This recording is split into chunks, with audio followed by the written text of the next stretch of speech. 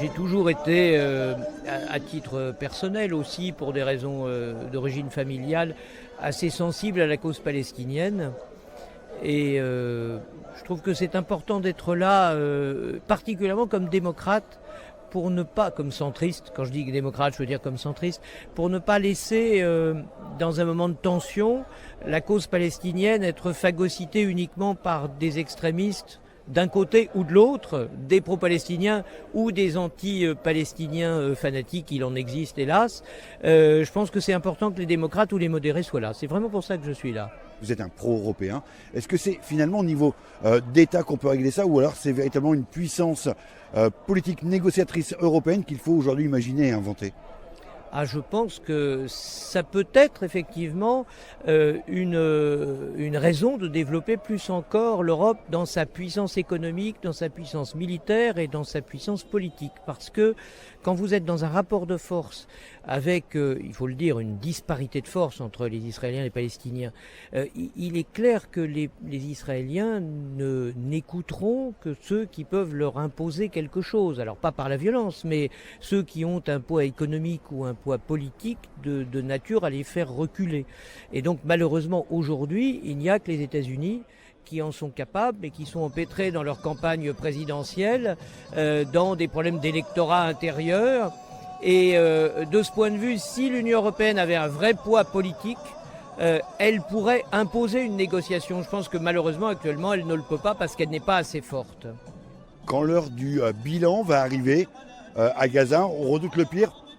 On sera tous responsables, tous coupables.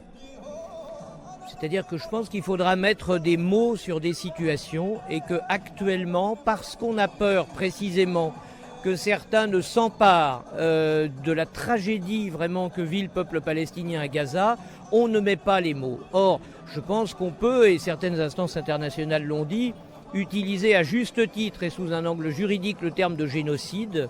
Mais si vous voulez, aujourd'hui, on n'ose pas le dire parce qu'on a peur que ce soit récupéré. Et donc, je pense qu'il faudra effectivement, quand on fera le bilan, dire que oui, c'est un génocide, non pas en termes politiques, mais en termes juridiques, avec les implications que cela a en termes de justice internationale. Donc, il faudra, oui, faire un bilan. Et là aussi, il faudra un peu de temps, mais que ce bilan soit objectif et qu'on utilise les vrais termes pour les vraies situations. Nous, ce que nous souhaitons, c'est qu'il y ait deux pays, deux patries, chacune pour un peuple. Et donc, on n'est pas anti-israélien parce qu'on est pro-palestinien. En fait, quand on dit qu'on est pro-palestinien, c'est simplement parce qu'on souhaite que les Palestiniens aient leur propre État, mais on pourrait aussi, je vous rappelle que la France a un engagement fort aux côtés des Kurdes, on pourrait aussi dire qu'on est pro-kurde parce qu'on souhaite que le peuple kurde ait son propre État. Vous voyez, au fond, c'est la même chose. Chaque peuple doit pouvoir disposer de sa souveraineté, de son territoire et de sa libre détermination. Là, c'est vraiment fondé sur un socle juridique et pas seulement sur des affinités. Je rappelle toujours qu'il y a une part non négligeable de la population palestinienne qui est chrétienne, par exemple, et qui d'ailleurs parfois à Gaza est discriminée et, par le Hamas, évidemment. Et donc en réalité, il y a une solidarité musulmane qui est tout à fait compréhensible et qui est profondément respectable, mais bien sûr, il faut que la cause puisse être embrassée par d'autres, et pourquoi pas. Les catholiques français sont très engagés par exemple dans la défense des chrétiens d'Orient. Les Palestiniens sont pour une part des chrétiens d'Orient, donc on peut les défendre à de multiples titres et pour de multiples affinités, mais il faut surtout les défendre parce que ce sont des êtres humains que l'on prive de leur terre, de leur dignité, de leur liberté et actuellement même de leur vie. Samedi 16 mars 2024, 11h, place d'Armes à Douai. Rassemblement citoyen pour demander l'arrêt immédiat des combats à Gaza. Reportage.